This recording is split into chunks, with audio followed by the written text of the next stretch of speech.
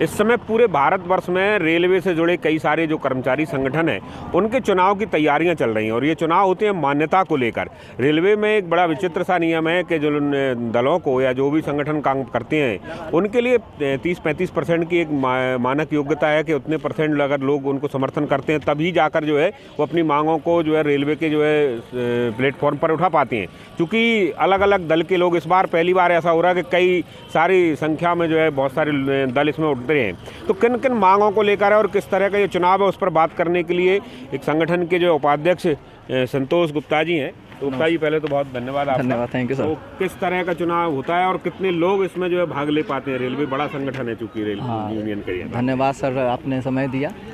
ये चुनाव मान्यता का है। रेलवे में जो ये चुनाव हो रहा है तो रेलवे में यूनियन की मान्यता का चुनाव है और यह इसमें अशोकनगर पूरे भारतीय रेलवे में चूँकि यह हो रहा है। भारतीय रेलवे और भारतीय रेलवे में जितने भी डिवीज़न्स हैं उस सभी जगह ये हो रहा है और भोपाल डिवीज़न के अशोकनगर, शिवपुरी, मुंगावली, ब्यावरा, शाजापुर में बूथ बनाया गया है इसकी वोटिंग। यहाँ जितने लोग काम करते हैं या वो सबके सब जो है अपने अपने संगठनों के लिए वोट करेंगे? हाँ बिल्कुल, अपनी मर्जी से किसी के भी लिए? बिल्कुल, कोई मर्जी का जो जितने भी यूनियन खड़े हैं वो कर्मचारियों के बीच में जा रहे हैं, अपने मुद्दे को बता रहे हैं और कर्मचारियों को जिनके मुद्दे निश्चित रूप से जिनके मुद्दे अच्छे लगेंगे उस हिसाब से वोटिंग। अच्छा, इसमें लिखा है कि मान्यता के लिए वोट हो रहा है। एक तो वोटिंग होता है कि यूनियन में कुछ बन जाएं आप, कुछ यूनियन होती है उसमें नहीं, वो ये अलग अलग यूनियन में किस तरह की मान्यता प्राप्त करना चाहते हैं? वो हमारा आंतरिक होता है, जो हम लोग का चुनाव होता है वो हमारा फिर आंतरिक हो जाता है। जी। ये चुनाव जो होता है ये 2002 की एक प्रक्रिया के बाद स्टार्ट हुई थी। क्या हुआ था कि जब अटल बिहारी वाजपेयी जी की सरकार आई थी 2002 में, तो इन्होंने भारतीय मजदूर संघ को रेलवे बोर्ड में रातों रात मान्यता दे दी। किसी से कोई कंसल्ट नहीं, ना कैबिनेट से बात, ना विचार, या रेलवे बोर्ड से किसी अधिकारियों से संपर्क, किसी को रातों रात उन्होंने मनमर्जी से अपना उनको मेंबर मतलब एफिलिएशन दे दी, मान्यता दे दिया। उसके बाद उसी समय 2002 के समय में ही कुछ केसेस ऐसे हुए जो कर्मचारी हित में नहीं था। जैसे ही उनको मान्यता दिए ठीक उसी समय IPRDA बिल पास हो गई, पेंशन का एक बिल पास हो गई, PFRDA बन गया।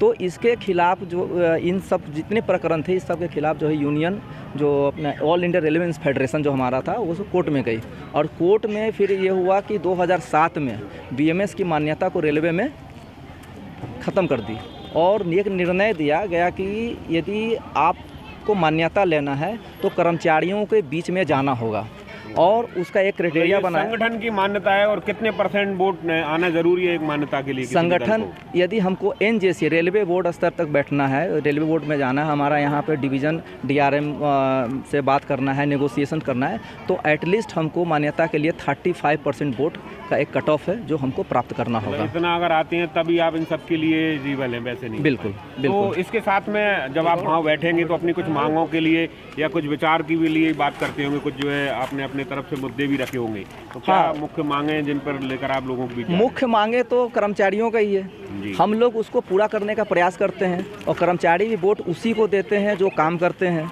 ये तो कोई ऐसा है नहीं कि रातों रात हम उनको वादा कर दें और कर्मचारी इतने मतलब कि ये हैं कि हम जो बोलेंगे वही मान लेंगे। जो वो पिछले 11 साल में उन्होंने देखा उसी हिसाब से वो वोट करेंगे, जिस पर उनको विश्वास होगा वो वोट देंगे।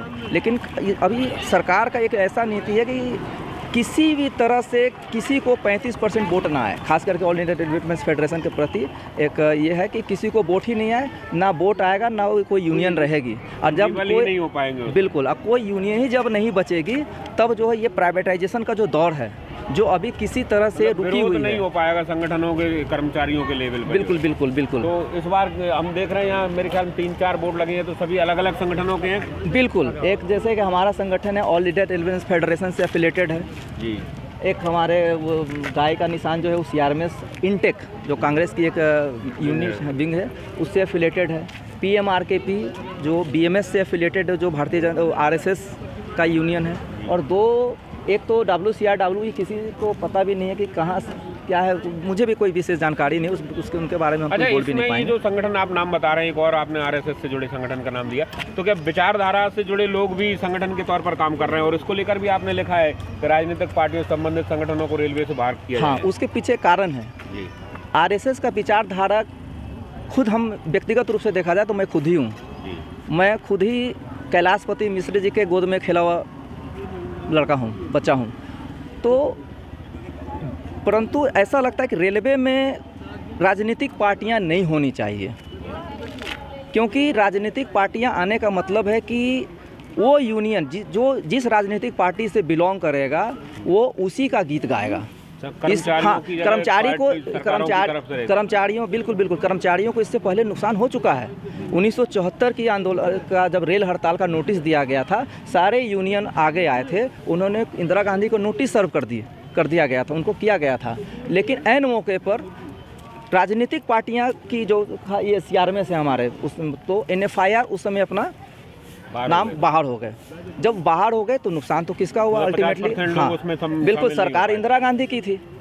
जब इंदिरा गांधी की सरकार थी तो वो क्यों आंदोलन में हिस्सा लेगा? तो वो उन्होंने अपना वहाँ नाम वापस लिया। ठीक उसी तरह से 2015 में सारे यूनियनों ने डिसाइड किया कि न्यू पेंशन स्कीम और बहुत सारे और भी पे कमीशन लगना था उस समय, तो हम हड़ताल करेंगे, हड़ताल पे जाएंगे। सरकार कुछ मान नहीं रही थी, मोदी जी की सरकार थी उस समय भी। जैसे ही हड़ताल पर जाने ही वाले थे कि वो भारतीय मजदूर संघ BMS जो है अपना नाम वापस ले लिया। तो उससे क्या कर्मचारियों में एक दरार पैदा हो जाता है। तो इस वजह से हम लोगों का ये मानना है कि कर्मचारियों के बीच में कर्मचारियों का ही यूनियन रहनी चाहिए। यदि राजनीतिक पार्टियों की यूनियन आएगी तो वो उसी का गीत गाएगी जो वो गीत गाएंगे। चलिए, ये बड़ी दिलचस्प बात है, बहुत कम लोगों को पता है, क्योंकि रेलवे भारत में सरकार का सबसे बड़ा उपक्रम है कर्मचारियों के लिहाज से। और मेरे ख्याल में 12-13 लाख लोग उसमें कर्मचारियों के तौर पर हैं जो वोट करेंगे इस बार जो है। तो ये बहुत बड़ी दिलचस्प बात होगी कि सबसे बड़े उपक्रम से जुड़े कर्मचारी हैं, उनको चयन करने के लिए या मान्यता के लिए कल परसों से होने वाला चुनाव किस तरह का होगा। तो आप हमारे साथ जुड़े और सारी चीज़ें साझा की, आपको बहुत बहुत धन्यवाद। Thank you sir.